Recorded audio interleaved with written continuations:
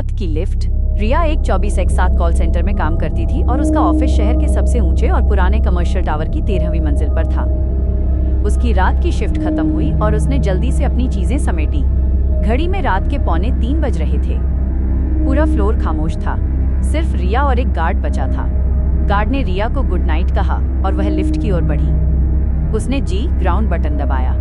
Lift धीरे धीरे नीचे उतरने लगी। 12, 11, 10 और फिर अचानक 7वीं मंजिल 7th फ्लोर पर आकर रुक गई। दरवाजा खुला, वहां कोई नहीं था। लिफ्ट के अंदर एक धीमी सी सफेद रोशनी जल रही थी और अब बाहर से एक गहरी काली परछाई अंदर आने लगी। रिया ने सहमी हुई आंखों से देखा। परछाई ने कोई आकार नहीं लिया, वो बस काले धुएं की तरह थी जो धीरे धीरे लिफ्ट के कोने भर रहा था। रिया ने घबराकर क्लोज बटन दबाना शुरू कर दिया, बार बार, जल्दी जल्दी।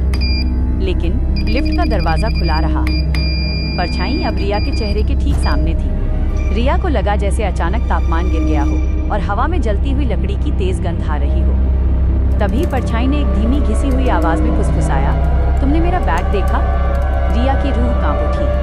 परछाई न तो बोल रही थी और न ही उसका कोई मुंह था, फिर भी आवाज उसके कानों में गूंज रही थी। रिया ने कांपते हुए सिरना में हिलाया। अचानक लिफ्ट का दरवाजा तेजी से बंद हुआ और लिफ्ट नीचे की ओर तेजी से गिरना शुरू हो गई। रिया फर्श पर बैठ गई और अपनी आंखें कसकर बंद कर ली। लिफ्ट रुकी। Ground floor. दरवाजा खुला। रिया तेजी से बाहर भागी, सीधे गार्ड के पास। क्या हुआ मैम? गार्ड ने पूछा। रिया हाँफ रही थी 7वें फ्लोर पर। एक परछाई। उसने मुझसे कुछ पूछा।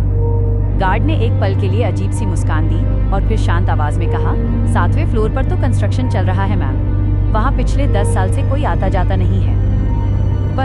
पर लिफ्ट तो वहाँ रुकी थी, रिया ने लगभग चिल्लाते हुए कहा।